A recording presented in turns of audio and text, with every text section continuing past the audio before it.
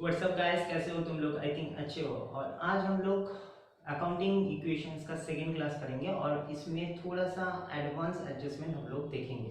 ठीक है ना? जो लास्ट क्लास में भी देखे थे उसके जैसे ही है, मगर कुछ मॉडिफिकेशंस हमने यहाँ पर दिए। तो चलो एक बार पढ़ लेते हैं। तो हमने 9 पॉइंट्स यहाँ पर दिए, मतलब 9 टाइप्स ऑफ ट्रांजेक्शंस है। पहला एडजस्टमेंट क्या बोल रहा है? Business started with cash 1 lakh, stock 20,000 and building 2 lakh. मतलब ये पहले से है, ठीक है, और ये सब देके अपना बिजनेस को वो स्टार्ट किया। ठीक है, तो ये सब मेरा एसेट तो बन रहा है, एज वेल एज ये मेरा कैपिटल भी है क्योंकि बिजनेस में इंट्रोड्यूस कर रहे हैं। दूसरा केस में बोला है कि purchase goods from X and Y होगा। एक्स एंड वाई मतलब यहाँ पर पार्टी आ गया, तो party is a nominal, real और पर्सनल में जाएगा। भाई पर्सनल में जाएगा क्योंकि ऑब्वियसली पार्टी है तो कोई व्यक्ति होगा, कोई पर्सन ही होगा, तो वो पर्सनल अकाउंट में जाएगा। और यहाँ पर देखो कोई कैश का मेंशन नहीं किया है, तो यहाँ पर वो पार्टी मुझको एडवांटेज दिया एंड वो person given benefit to me will be credited. तो यहाँ पर एक्स क्या होगा? क्रेडिट। एंड परचेस मेरे लिए कंज्यूमर गुड्स आया, वो मेरा नॉमिनल अकाउंट है वैसे, तो purchase account debit to X. ठीक है, परचेज गुड्स बाय कैश, यहाँ पर मेंशन कर दिया कि कैश से वो खरीदा है, तो नो प्रॉब्लम, कैश से कम हो जाएगा। और गुड्स मेरे पास आया तो मेरा स्टॉक इंक्रीज हुआ। इसका जनरल क्या होता है? Purchase to cash. Rent paid by cash, खर्चा दिया है, खर्चा पे किया है, तो हम क्या बोले थे कि कोई भी एक्सपेंस, इनकम, प्रॉफिट, लॉस, ये चार एलिमेंट्स हम लोग का कहाँ पर इफेक्ट होता है? कैपिटल में। और ये कैपिटल में इफेक्टेड होगा एट लेस के थ्रू। अगर एक्सपेंस है, लॉस है तो लेस होगा, और अगर इनकम है क्या प्रॉफिट है तो ऐड होगा। ठीक है ना? और सिंस कैश से पेड किया है तो कैश भी रिड्यूस होगा। नेक्स्ट जो है वो देखो, 5 number, sold goods to A B at 60,000, bracket में बोला है सीपी। इस सीपी मतलब होता है कॉस्ट प्राइस, सीपी इज 45।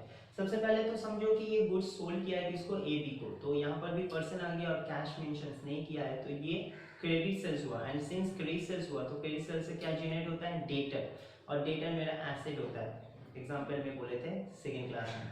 और ये जो परचेज किए थे एक्स वाई से, ये मेरा क्रेडिटर हुआ, यानी कि लाइबिलिटी इंक्रीज हुआ। डेटर एसेट को बढ़ाता है, क्रेडिटर लाइबिलिटी को बढ़ाता है। ठीक है ना? अब दूसरी बात, तो 60,000 में हम उसको बेचे, मगर उसका ओरिजिनल प्राइस मेरा गोडाउन में कितना था? 45, यानी कि 15,000 का प्रॉफिट हमने अचीव किया।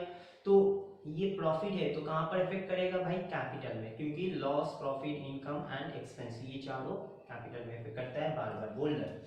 ठीक है, वेजेस ड्यू, ड्यू मतलब आउटस्टैंडिंग होता है, and since it is outstanding, ये भी मेरा लाइबिलिटी है क्योंकि हमने अभी तक पे नहीं किया, दैट इज पेएबल, तो ऑब्वियसली ये मेरा लाइबिलिटी है, सो लाइबिलिटी भी यहाँ पर इंक्रीज होगा। और सिंस ये मेरा कोई कैश तो आउटफ्लो नहीं हो रहा है, तो कैश से लेस करने का कोई सोचना भी मत, मगर एक्सपेंस है तो ये मेरा एक्सपेंस भी है, लाइबिलिटी भी है, तो एक्सपेंस इफेक्ट करेगा कैपिटल में, लाइबिलिटी इफेक्ट करेगा लाइबिलिटी में। Sold goods by cash, cost price is 60,000 at profit 20% on cost. Sale किया है कैश में, cash accountable to sales, normal बात है, मगर इसमें प्रॉफिट का तोड़ जोड़ आ गया, तो प्रॉफिट का भी एडजस्टमेंट हम लोग किए थे जर्नल में, तो उसमें जर्नल क्या होगा? इस केस में जर्नल होगा cash account debit to sales and to profit and loss. Since यहाँ पर भी प्रॉफिट एंड लॉस आ जाएगा तो फिर से मेरा इफेक्ट होगा कहाँ पर? कैपिटल में। ठीक है, और अगर ये लॉस में बेचता तो फिर भी कैपिटल में, मगर उस केस में कैपिटल से लेस होता है, इस केस में कैपिटल से ऐड होगा। नाउ लास्ट, सेकेंड लास्ट क्या दिया है? Cash paid to X Y, यानी कि एक्स वाई से जो हमने परचेज किए थे 1 लाख का गुड्स, उसमें से हम 45,000 अभी हम पे कर दे, तो पेमेंट का एंट्री क्या होता है? पार्टी टू कैश और bank. So obviously party to bank होगा, यानी कि मेरा जो लाइबिलिटी 1 लाख का था वो 55,000 में आ जाएगा, क्योंकि 45,000 तो हम पे करते हैं। Receive cash from AB, AB को हमने बेचा था गुड्स, सो ऑब्वियसली उससे कलेक्शंस तो होना ही चाहिए था, तो कितना हम उससे मिल रहा है? 59 का। हमने उसको सेल कितना किए थे? 60,000 का। एबी को हमने 60,000 का सेल किए थे। कॉस्ट प्राइस का कोई इफेक्ट नहीं आता क्योंकि कॉस्ट प्राइस प्लस प्रॉफिट करके हम लोग बेचते हैं। तो यहाँ पर हमने 60,000 जो हमको मिलना चाहिए था, यहाँ पर हमको मिल रहा है 59,000। कोई बात नहीं, शायद बाद में मिलेगा, मगर क्या बोल रहे हैं देखो, इन फुल सेटलमेंट, मतलब ये मेरा लास्ट क्लियरेंस है। और इन फुल सेटलमेंट हम लोग जर्नल में भी किए थे कि उस केस में क्या होता है? डिस्काउंट रिसीव और डिस्काउंट अलाउड होता है। सिंस हमने कैश रिसीव कर रहे तो डिस्काउंट हम दे रहे, उसको हम दे रहे हैं, क्योंकि 60,000 जहां पर मिलना चाहिए था मुझको, वहां पर मिल रहा है 59 allowed, and since it is a discount allowed, तो ये मेरा क्या हो जाएगा, लॉस। तो फिर से मेरा कैपिटल में इफेक्ट करेगा। ओके, और सर 45,000 जब उसको हम पे कर रहे थे तो उसमें क्यों डिस्काउंट रिसीव नहीं हुआ? भाई इन फुल सेटलमेंट क्या फाइनल पेमेंट नहीं बोला है, ठीक है ना। चलो स्टार्ट करते हैं इसको। हमने यहाँ पर कुछ घर भी बना लिए, पहले देख लो इस केस के हिसाब से हमने घर बना लिए पहले।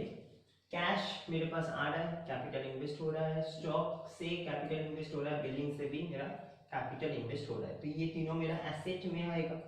ओके, ए बी को हमने गुड्स बेचा था, ऑब्वियसली वो मेरा डेटर हो रहा है, तो डेटर मेरा एसेट बनता है, तो एसेट में आया, यानी कि cash stock building and debtor. And X Y से हमने परचेज किए थे, तो ऑब्वियसली वो मेरा क्रेडिटर बना था, तो सिंस क्रेडिटर है तो लायबिलिटी बनता है, तो ये लायबिलिटी में आएगा X and Y. And outstanding कुछ था वेजेस का, तो वो भी मेरा लायबिलिटी है, तो आउटस्टैंडिंग वेजेस। एंड डेफिनेटली ये सब मिलके जो मेरा इफेक्ट होता है बिजनेस में, वो मेरा कैपिटल होता है, तो कैपिटल का एक कॉलम। सही है, फॉर्मूला तुम लोग जानते होगे, A equals to L plus C, asset equals to liability plus capital. So यही होता है हम लोग का अकाउंटिंग इक्वेशंस का फॉर्मूला। चलो देखते हैं। अब बात ये है कि हम लोग को सबसे पहले जो कैश में इन्वेस्ट किया था कितना, 1 लाख। सो कैश में 1 लाख बिठा दो। स्टॉक में कितना इन्वेस्ट किया था सर, 20,000। एंड बिल्डिंग में कितना सर, 2 लाख। सो बस बिठा दो, अभी तक तो डेटर मेरा बना नहीं, क्रेडिटर भी बना नहीं, आउटस्टैंडिंग भी बना नहीं, मगर ये तीनों से मेरा कैपिटल बन गया। सो 2 लाख, 1 लाख, 3 लाख, 3 लाख 20, तो यहाँ पर आ जाएगा 3,20,000, ठीक है ना। नाउ अच्छी बात क्या है कि एक इक्वेशंस मेरा बन चुका है। हम बोले थे कि जब भी इक्वेशंस एक कंप्लीट होता है तो ऐसे डबल लाइन से क्लोज कर देना।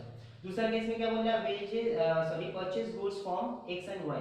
सो मेरे पास क्या आया, गुड्स आया, इसका जनरल क्या बनता है, इसका जनरल बनता है purchase account debit to X and Y, ठीक है। हम जनरल भी लिख देते ताकि तुम लोग को समझने में आसान हो। सो गुड्स आ रहा है तो मेरा कहां पर इंपैक्ट होगा, स्टॉक में। स्टॉक कितना बढ़ रहा है, 1 लाख से। कैसे तो परचेस किया नहीं, ऑन क्रेडिट होगा क्योंकि एक्स वाई बोला है और यहाँ पर कोई कैश का मेंशंस नहीं है, तो एक्स वाई मेरा क्रेडिटर बन रहा है, तो 1 लाख मेरा क्रेडिटर इंक्रीज हुआ, एंड डेफिनेटली यहाँ पर कोई इफेक्ट नहीं आएगा। तो मेरे पास पहले से कैश कितना था, मेरे पास पहले से था 1 लाख का कैश, वो 1 लाख ही रह गया क्योंकि कोई इम्पैक्ट नहीं आया। मेरे पास स्टॉक था 20,000 का, फिर हमने परचेस किया 1 लाख, सो 1 लाख 20 हो गया। बिल्डिंग में कोई इम्पैक्ट नहीं, डेटर अभी तक बना नहीं। क्रेडिटर अकाउंट फिर से एक ओपन हो गया, दैट इज 1 लाख, आउटस्टैंडिंग नहीं आया, और 3 lakh 20 as it is capital में बन गया। तो बोथ साइड टैली करके देख सकते हो कि 4 लाख 20 आ रहा है, इस साइड में भी 4 लाख 20, ये हमेशा मैच होता रहेगा, हम पहले भी बोले थे। परचेज गुड्स बाय कैश, इस केस में जनरल क्या होता है, purchase account debit to cash. So यानी कि कैश मेरा रिड्यूस हो रहा है और गुड्स मेरा आ रहा है। सो गुड्स का इंपैक्ट होगा स्टॉक में 50,000 का, एंड डेफिनेटली कैश से परचेस कर रहे हैं तो कैश मेरा रिड्यूस होगा 50,000 का। और सर कोई इफेक्ट होगा क्या, नहीं भाई, क्योंकि परचेस टू कैश, तो परचेस हो गया मेरा स्टॉक के हिसाब से, कैश हो गया कैश का। अब तो यहाँ पर कोई इंपैक्ट भी नहीं है कि कैपिटल क्रेडिटर में जाएगा, तो यहाँ पर क्लोज कर दो। तो 3 lakh 20 as it is, 1 lakh as it is, यहाँ पर 2 लाख एज इट इज, यहाँ पर डैश, यहाँ पर देखो 1 लाख 20 था, फिर 50,000 आ गया, तो 1 लाख 70 हो गया अभी, और कैश जो 1 लाख था 50,000 मेरा रिड्यूस हो गया, पेमेंट हो गया, तो 50,000 मेरा अभी रह गया। Next, rate paid by cash, यानी कि फिर से यहाँ पर कैश से गिरेगा, तो 200 कैश से, इसका जनरल क्या होता है, rent account debit to cash. So cash गिर रहा है 200 से, और रेंट मेरा क्या है, खर्चा, एक्सपेंस, तो खर्चा इंपैक्ट होता है कैपिटल में, सिंस ये भी खर्चा है तो ये भी कैपिटल से लेस होगा। नाउ इसका बैलेंस 50,000 में से 200 माइनस कर दो तो 49,800 बचता है कैश का बैलेंस। बाकी किसी में भी इंपैक्ट नहीं आया, तो 1 lakh 70 as it is, 2 lakh as it is, ठीक है ना। क्रेडिटर यानी कि 100 में एज इट इज 1 लाख, और जो कैपिटल था वो 200 रुपये से गिर गया तो 3,19,800 हो जाएगा, और तुम लोग ऐड करके देख लेना, टैली हो जाएगा, ठीक है ना। नेक्स्ट है सोल्ड गुड्स टू एबी, 60,000 में गुड्स को बेचा बट उसका सीपी था 45,000, तो डेफिनेटली मेरा जो स्टॉक रिड्यूस हुआ वो मेरा गोडाउन से 45,000 का हुआ, ओके। बट उसको बेचा कितना में, 60,000 में, और किसको बेचा, एबी को, तो एबी मेरा क्या हो गया, डेटर बन गया। तो एबी के घर में 60,000 हम उसको उससे कलेक्शंस करेंगे बाद में, बट इसका इम्पैक्ट क्या हो रहा है, 45,000 का गुड्स 60 में बेचा तो 15,000 का मेरा प्रॉफिट हुआ, वो 15,000 इफेक्ट करेगा कैपिटल में। अब देखो कितना इम्पैक्ट होता है, 49,800 कैश में जो था, यहाँ पर 1,70,000 से 45,000 रिड्यूस हो जाएगा, तो 30/25 यानी कि 1,25,000 कुछ हो जाएगा, गिर गया, गुड सेल हो गया। 2 लाख बिल्डिंग में कोई इम्पैक्ट नहीं आया, और 60,000 डेटर मेरा एक बन गया, जो बाद में उससे करेक्शंस करेंगे। सो क्रेडिटर में कोई इम्पैक्ट नहीं है, तो क्रेडिटर इज 1 लाख, आउटस्टैंडिंग में कोई इम्पैक्ट नहीं है, और कैपिटल में देखो 15,000 मोर मतलब ऐड हुआ, कितना हो रहा है 4 1 2 3, तो 3,34,800, ठीक है ना। उसके बाद है वेजेस ड्यू, इसका जनरल क्या होता है, अच्छा ये सेल का जनरल हम यहाँ पर लिख दे रहे हैं, A B debit to sales to profit and loss, ठीक है ना। प्रॉफिट एंड लॉस में जाएगा 15,000, सेल्स में जाएगा 45,000 एंड एबी में जाएगा 60,000। वेजेस ड्यू, इसका जनरल क्या होता है, आउटस्टैंडिंग का, तो wages account debit to outstanding wages, ठीक है ना। So outstanding wages is liability, तो लायबिलिटी मेरा इंक्रीज हुआ कितना से 500 से, बट मेरा वेजेस एक्सपेंस तो है, तो एक्सपेंस है तो वो मेरा कैपिटल में इंपैक्ट करेगा, और सिंस एक्सपेंस है तो कैपिटल से लेस होगा। यहाँ पर तो कुछ आया नहीं है, तो यहाँ पर डैश डैश डैश दे दो एज इट इज, 49,800, 1,25,000, 2,60,000, और यहाँ पर क्रेडिटर को भी कुछ नहीं हुआ, तो क्रेडिटर इज 1,05,000 आउटस्टैंडिंग जनरेट हो गया, और यहाँ पर 500 माइनस हो जाएगा, तो 3,34,300, क्योंकि 500 माइनस हो जाएगा, 800 था, ठीक है ना। Sold goods by cash, sold goods by cash 60,000, cost price है कितना 60,000, बट उसको बेच रहा है कितना में, प्रॉफिट में 20%, तो कैसे करेंगे, सबसे पहले तो कॉस्ट प्राइस मेरा, अच्छा इसका जनरल पहले लिख लें, इसका जनरल क्या होगा, कैश में बेच रहा है तो cash account debit to sales and to also profit and loss, okay. Sales में कितना जाएगा सर 60,000, क्योंकि कॉस्ट प्राइस है, ओके। प्रॉफिट कितना हो रहा है 20%, 60,000 का 20% कितना होता है 12,000, तो हमने बेचा टोटल में कितना 72,000, 60 का गुड्स है, 20% मैंने प्रॉफिट रखा, तो बेचा कितना में 72,000 में बेचा होगा, तो यहाँ पर मेरा 72,000 कैश में इंपैक्ट होगा, कैश आएगा। सेल्स मेरा स्टॉक गिरा कितना से 60,000 as per cost price. Sir कभी कभार अगर कॉस्ट प्राइस नहीं बोलता है तो खाली अगर गुड्स सोल्ड इतना बोलता है, कोई प्रॉफिट लॉस के बारे में नहीं बोलता है, तो उस टाइम पे क्या सोचना पड़ेगा, उस टाइम पे ये सोचना पड़ेगा भाई जितना में कॉस्ट प्राइस था उतना ही मेरा सेल्स प्राइस है, तो यानी कि नो प्रॉफिट नो लॉस, कोई इंपैक्ट नहीं हुआ क्योंकि मेरे पास इंफॉर्मेशन नहीं है, तो उस टाइम पे सेल्स प्राइस जितना है उतना ही से हमको स्टॉक को गिराना पड़ेगा, एंड एज वेल एज अगर कैश सेल्स हुआ तो कैश में ऐड होगा वही अमाउंट, और अगर क्रेडिट सेल्स हुआ तो वही अमाउंट से डेटर भी बनेगा, जो लास्ट क्लास में भी हम दिखा दिए थे, ठीक है ना।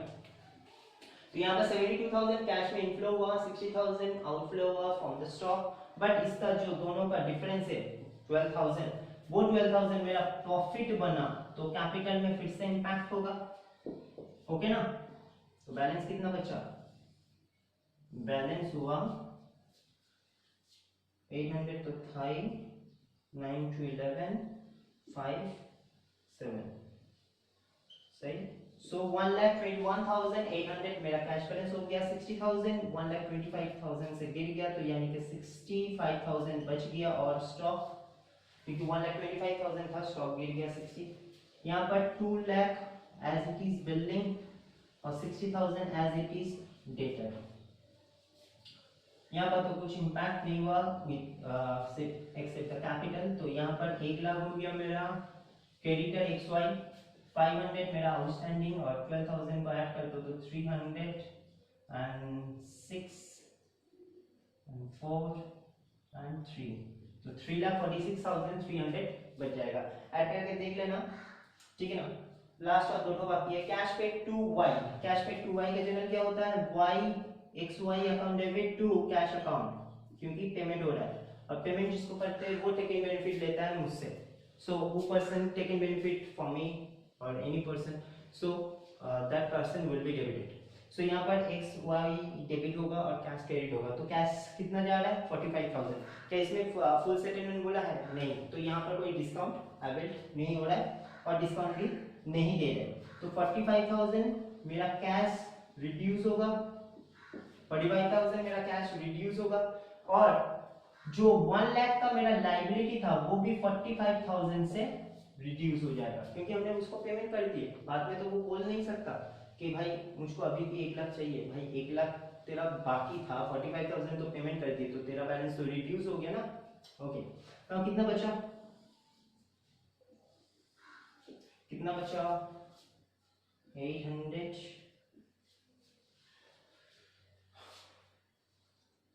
1 लाख से 55 बचता है। 55 16